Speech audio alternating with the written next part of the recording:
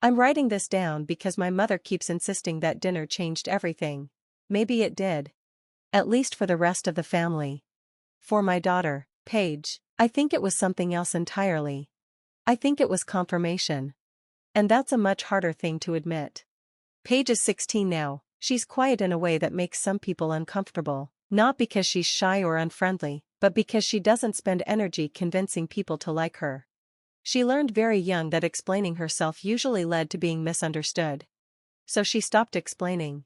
She started conserving her energy instead.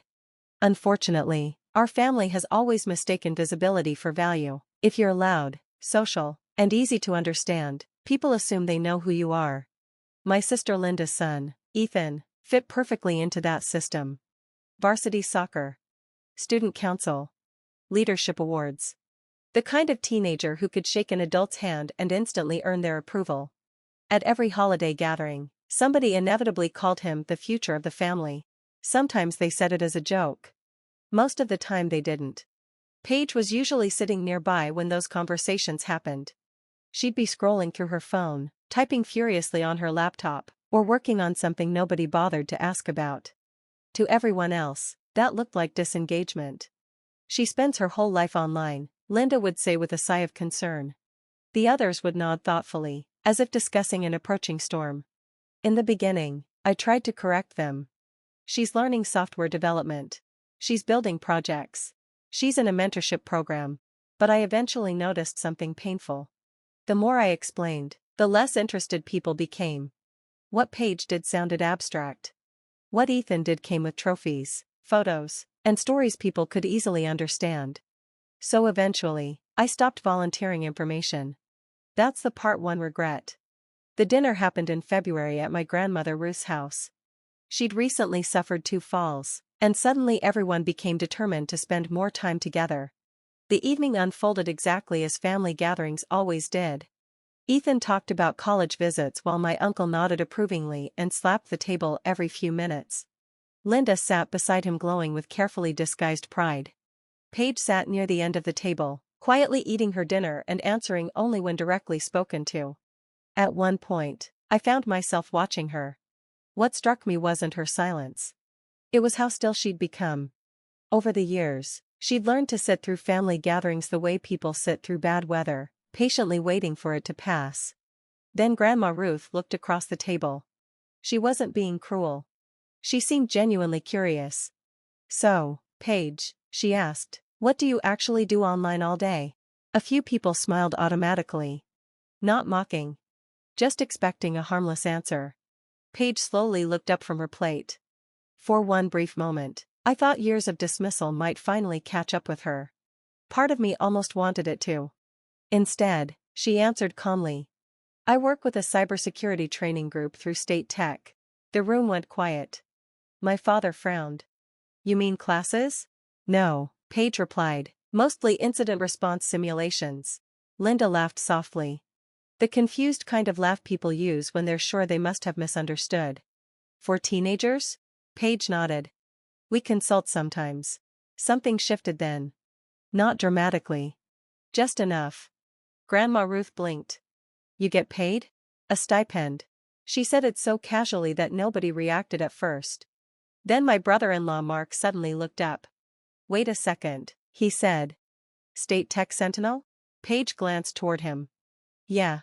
And at that exact moment, everything changed. Not emotionally. Professionally. Mark worked in IT management for a major hospital network. For the first time in years, someone at that table recognized what Paige did without needing it translated into language they could understand.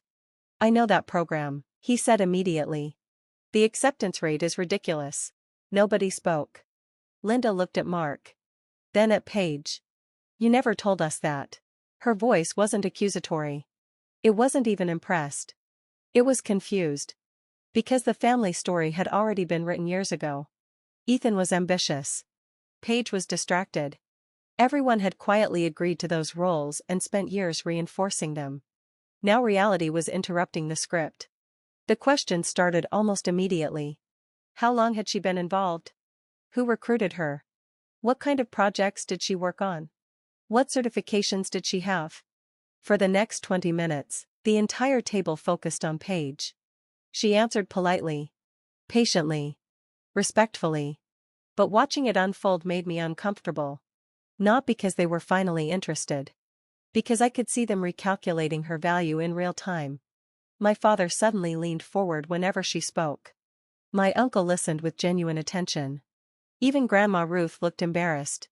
Ethan sat quietly beside his mother. He didn't seem jealous. Just displaced. Like he could feel the spotlight moving. But the strangest part was Paige. She didn't seem happy. There was no excitement. No satisfaction. No sense of vindication. Just restraint. As though none of this surprised her. Later that night, I found her sitting alone on Grandma Ruth's back porch. She was wearing one of my old sweatshirts, her phone balanced on her knee. "You okay?" I asked. She nodded. After a long silence, I sat beside her. "I should have defended you more." She kept looking out into the dark yard. "It wouldn't have changed anything."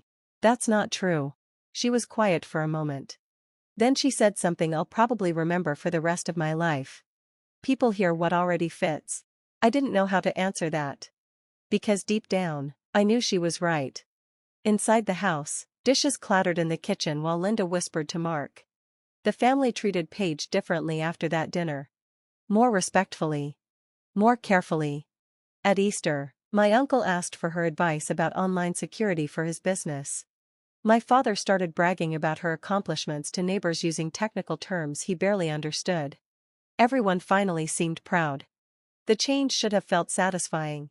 Instead, it felt late. Painfully late. Because the real thing that changed that night wasn't the family's opinion of Paige. It was my realization that she'd stopped needing their approval years earlier. While everyone else was busy deciding who she was, Paige had quietly become someone extraordinary. And she'd learned how to do it without them noticing. Like and subscribe for more videos. Please subscribe my channel Tales of Revenge.